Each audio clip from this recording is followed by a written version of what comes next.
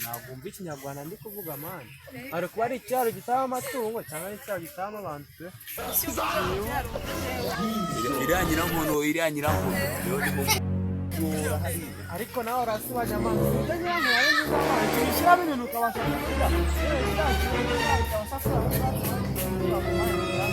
birashoboka ko ari umuraro ubwo se mushatse kuvuga iki iwanyu washobora kuba ari ahantu harenze dusanze ari mu muraro aha ni ibiki se numva ntacyo numva ko nta mu kiraro nanjye ushaka kuraza bibitse mbese ntacyo ndimo numva